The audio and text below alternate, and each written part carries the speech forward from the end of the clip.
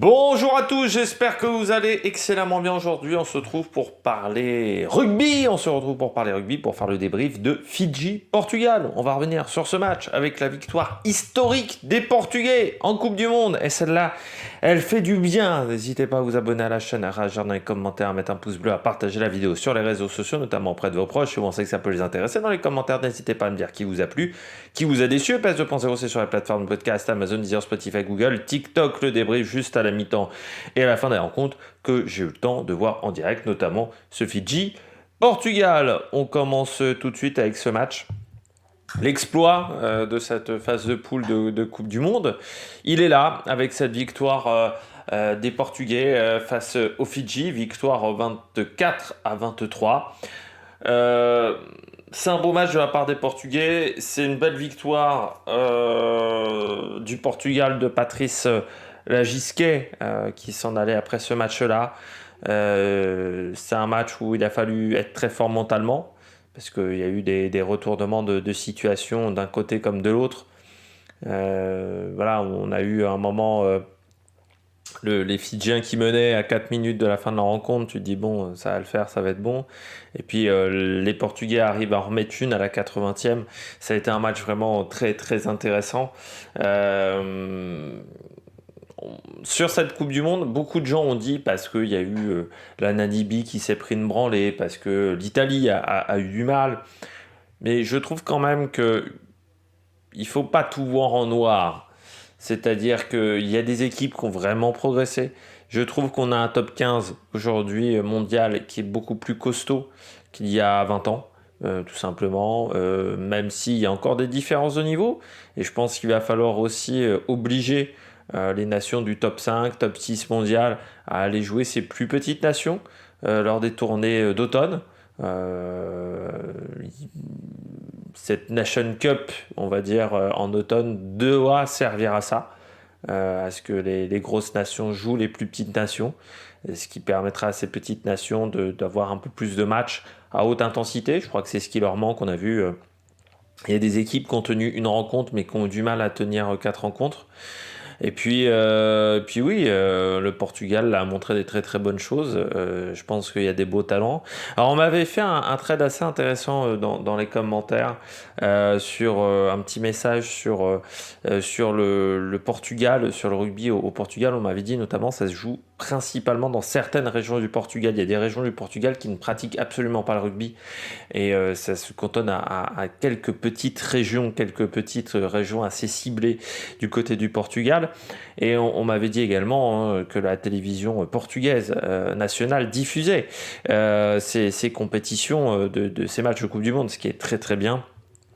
C'est important pour moi, ça passe par la diffusion et aussi par la démocratisation du rugby sur tout le territoire. On a vu en France, par exemple, au départ, le rugby c'était le sud-ouest et puis ça s'est démocratisé. Ça a été ensuite le centre du pays, Clermont, Luçon, par exemple, à Nevers. Vous avez Clermont qui a démocratisé le rugby dans le centre du pays, ça a été l'étape numéro 2. Après le sud-ouest, et puis maintenant vous avez du rugby dans beaucoup de coins de France. Je dirais pas qu'il y a un club de rugby dans chaque commune, ça c'est pas encore le cas, mais on a quand même beaucoup de clubs de rugby. Et si au Portugal on arrive à faire ça, on arrive à démocratiser le rugby beaucoup plus, encore une fois il va falloir augmenter ce nombre de licenciés, c'est la base qui va permettre d'avoir un peu plus de joueurs élites, qui va permettre d'avoir des pépites, voire aussi avec la diaspora portugaise. En France, elle est importante. Ça peut aussi... Il y a peut-être des joueurs comme Vincent Pinto, par exemple, qui ont commencé avec l'équipe de France, mais qui vont ensuite jouer avec le Portugal. Ça peut intéresser des joueurs qui aujourd'hui ont la nationalité française, mais qui peuvent se dire... Aujourd'hui, je ne jouerai pas avec l'équipe de France parce que j'en ai pas les moyens, mais je peux peut-être faire des belles choses avec le Portugal et faire progresser le niveau de ce Portugal. Ça passera aussi par les jeunes concurrents, par les jeunes licenciés, voilà, et par une augmentation du nombre de licenciés. Mais cette victoire, c'est un élément marquant pour la suite. Ça, voilà, c'est un élément qui va être marquant pour la suite, je pense, de la progression du rugby portugais. Puis on peut saluer aussi l'ambiance dans les stades, de la part des Portugais qui ont mis une grosse ambiance dans tous les stades sur cette Coupe du Monde. On a eu des ambiances vraiment très chaudes. Voilà, donc c'était très intéressant aussi. Du côté des Fidji, par contre, il va falloir faire mieux encore, hein, parce que c'est pas avec ce qu'ils ont montré sur les 2 dernières rencontres qu'ils arriveront à aller loin dans cette compétition, à aller plus loin que leur quart de finale en 2007. Et puis en plus, s'ils perdaient en quart, ça laisserait un goût un peu amer, hein, cette Coupe du Monde, en se disant, bon, bah, elle est pas si bien que ça au final, cette Coupe du Monde pour les Fidji. Bon, on commence tout de suite par ce que j'ai aimé, ce que j'ai pas aimé du côté de chacune des 2 équipes. Je commence avec les Fidji. Ce que j'ai pas aimé du côté des Fidji, c'est que c'était très brouillon. Comme le match. En fait, le match là face au Portugal, la première mi-temps, on peut la comparer à la première mi-temps face à la Géorgie. Il n'y a rien qui fonctionne. Mais il n'y a vraiment rien. C'est brouillon, c'est le bordel. Ils n'arrivent pas à enchaîner les temps de jeu. À un moment, je crois qu'ils enchaînent 4 temps de jeu, c'est déjà un miracle en première mi-temps. Et ils font un en avant. Ça a été très très compliqué pour eux dans le match, avec beaucoup trop d'erreurs sur des actions bêtes, sur des actions où ils savent faire mieux que ça. Ils ont perdu beaucoup trop de ballons sur des erreurs. C'est pas un bon match de la part des Fidjiens. Là, je regardais seulement, oui, quand même 32 plaquages manqués. Alors, ils en ont fait beaucoup parce qu'ils n'ont pas eu. Non, pardon, 22 plaquages manqués sur seulement 90 tentés de la part des Fidjiens. Donc, seulement 66% de réussite. Et puis, même, je revois 2 sur 3 en mêlée, alors que c'est pas le point fort des Portugais. Et malgré le fait qu'ils aient la possession du ballon, ils ont eu du mal à occuper le terrain portugais en première mi-temps. Ça a été mieux en deuxième mi-temps, mais c'était brouillon. Les sorties de ruck étaient très compliquées parce que les soutiens ont du mal à arriver. Ce qui fait que l'Omani se retrouvait à avoir du mal à sortir les ballons proprement. Et puis, je pense qu'en fin de match, c'est le mental qui a joué. Il y avait une équipe qui voulait plus cette victoire que l'autre. Et ça s'est joué là-dessus. Mais j'ai eu l'impression que pendant toute la rencontre, ils ont joué avec le frein à main. Ils avaient peur. Ils voulaient tellement pas perdre ce match qu'en fait, ils ont pas réussi à le gagner. Ils voulaient tellement pas perdre. Les Fidjiens, ils voulaient tellement pas être éliminés. Il y a un moment, ils étaient quasiment éliminés de cette Coupe du Monde, vu l'écart de points, qu'ils ont enchaîné les erreurs. Ils n'étaient pas dans leur match du tout. Mais c'était pareil face à la Géorgie. Ça avait été un match très compliqué. Ils s'en sortent par un petit miracle quand même. En fin de match, ça a fonctionné une fois, ça n'a pas fonctionné la deuxième fois avec une équipe portugaise qui a trouvé les ressources pour aller gagner cette rencontre avec 3 essais en deuxième mi-temps et 3 transformations aussi. Enfin voilà, ils ont très bien joué ce match.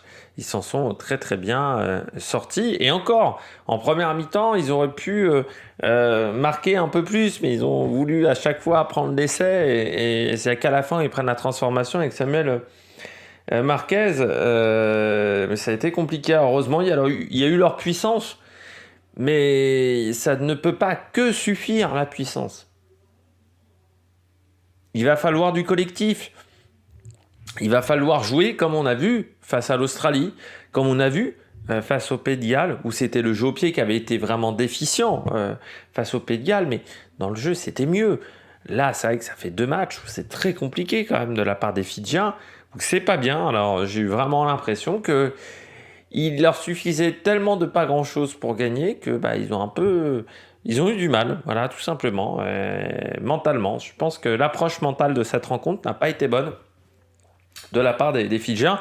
Il faut le dire aussi, avec ce qui s'est passé pour Tuisova, ce qui n'aide pas pour le groupe, mais ça aurait peut-être pu fédérer le groupe. On a l'impression que ça ne l'a pas vraiment fédéré, qu'on a du mal à jouer ensemble du côté de ces Fidjiens. Je vois des très bonnes individualités, mais qui ont du mal à se lier ensemble pour créer un grand collectif. Et je pense que c'est le gros problème des Fidjiens pour le moment. On continue avec le Portugal. Qu'est-ce que j'ai aimé du côté du Portugal ?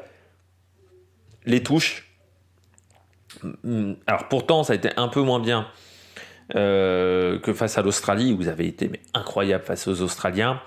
Les touches, très bonnes. Très très bonnes. de la part des Portugais. C'est vraiment leur point fort. C'est vraiment un truc qu'ils ont travaillé. C'est vraiment un domaine où ils sont très costauds. Dommage par contre, c'est qu'ils se débarrassent un peu trop du ballon.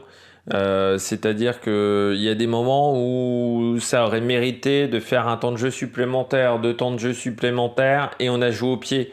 Certes, les touches, c'est leur point fort, mais il y a des moments, bon, faut quand même jouer le match. Et là, je pense que ça a été une erreur. Quelques fautes en deuxième mi-temps, mais parce que physiquement, on commence à être vraiment bien cramasse. Des mauvais choix, donc comme je disais offensivement, parce que parfois il aurait fallu jouer, et on n'a pas voulu jouer, et on a voulu lâcher le ballon en coup de biais, tenter peut-être un peu trop souvent le 50-22, pardon, je sais pas pourquoi j'ai envie de dire 15-22 depuis 3 jours, alors que c'est 50-22. Le jeu au pied qui a été déficient aussi, parce que encore une fois, on en a peut-être un peu trop utilisé, et ce qui fait que des fois on a eu du mal à trouver des bonnes touches. Et puis en première mi-temps, des occasions manquées, je pense que il fallait scorer beaucoup plus ces 3 points. Et ils ont eu des occasions pour aller marquer l'essai, mais ils n'ont jamais converti en fait l'essai en première mi-temps. Et il aurait fallu tenter beaucoup plus les 3 points, parce que on s'attendait quand même à ce que ça allait être un match serré. Il fallait scorer. Ils ont voulu faire le spectacle, marquer des essais, mais en première mi-temps, ça a été compliqué. C'est ce qui aurait pu leur faciliter la tâche en deuxième mi-temps, en fin de match, ces occasions manquées.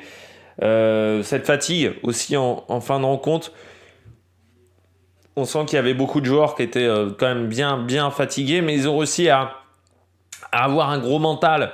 Parler de l'approche mentale des Fidjiens qui n'a pas été bonne, mais ils ont eu une grosse capacité, on utilise souvent ce terme maintenant, de résilience, pour se remettre dedans, pour rebondir, pour repartir au charbon, pour repartir au combat. Et ça, c'était très très bien, avec une défense qui a été solide pendant toute cette rencontre. Encore une fois, 171 plaquages tentés, avec un David Wallis qui est à 21 plaquages sur la rencontre. Donc ça, c'est vraiment très bien au niveau de la défense.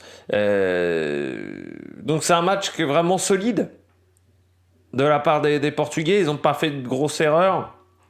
Voilà, ils ont fait un bon match. Voilà, tout simplement. Et c'est ce qui leur permet d'aller chercher la victoire. Et moi, je suis très content pour cette équipe portugaise qui a montré des très bonnes choses, qui a montré un rugby offensif pendant cette Coupe du Monde, qui a montré vraiment des très bonnes choses. Alors, je ne sais pas qui va remplacer Patrice Lachisquet du côté du Portugal, mais je trouve qu'il a fait du bon boulot et ça mériterait un Patrice Lachisquet. Je ne sais pas si il va aller dans une autre sélection, ce qu'il va faire après cette Coupe du Monde. Mais s'il y avait une sélection qui était intéressée pour qu'il remette un programme au top, je pense que voilà, Patrick Lagisquet, ça pourrait être vraiment une très bonne chose, parce qu'il a fait vraiment du bon boulot depuis quelques temps.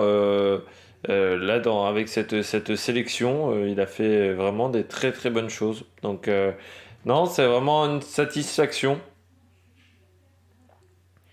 Il a fait voilà, du très très bon travail avec cette sélection. Donc, voilà, c'est vraiment du bon boulot. Il avait été entraîneur adjoint aussi, avec l'équipe de France. C'était une période qui était compliquée avec Saint-André, mais là il a fait vraiment du très très bon travail. Bon, je crois qu'on a fait un petit peu le tour de ce match, mais avant tout, on regarde les joueurs de cette rencontre. J'ai hésité longtemps du côté des Fidji, j'ai mis quand même Lomani, parce que il y a la sérénité au niveau des coups de pied. C'est-à-dire tous les coups de pied qu'il a tentés, bon, il a été en réussite. Lomani, il apporte quand même 13 points à cette équipe sur les 23 au final. Donc ça a été un joueur très important. Moi j'ai mis en flop à Bozy. Par exemple, je trouve que même Tuisova a été plus en vue que Abosi. Je trouve qu'il a été beaucoup trop discret dans cette rencontre. Donc on attend mieux des ailiers fidjiens qui n'ont pas été exceptionnels. Du côté du Portugal, moi j'ai mis Tadger. Son coup de pied de dégagement en touche, Ça montre bien l'état d'esprit de cette équipe portugaise et puis il est très bon lancé en touche. 74 minutes à cet âge-là, sur un match comme ça, haute intensité, sans faire de grosses erreurs. C'est vraiment du solide du côté de Tadger. Et puis en flop, j'ai mis Cerqueira, le deuxième ligne. Ouais, un peu plus discret que d'autres, un peu moins présent sur le travail défensif. Donc voilà, c'est pour ça que je l'ai mis en flop par rapport aux autres joueurs. Surtout, je pouvais pas mettre en flop un joueur trois quarts ou la charnière qui, pour moi, a fait un bon match sur cette rencontre. J'espère que vous avez aimé cette vidéo. Si vous avez aimé cette vidéo, n'hésitez pas à vous abonner à la chaîne, à réagir dans les commentaires, à mettre un pouce bleu. On reviendra sur ce groupe C. Dans une vidéo, on reviendra sur les différentes équipes, sur mon bilan de ce groupe C. Ça sera dans une vidéo un peu plus tard cette semaine. Allez, ciao ciao sur l'Amérique Production.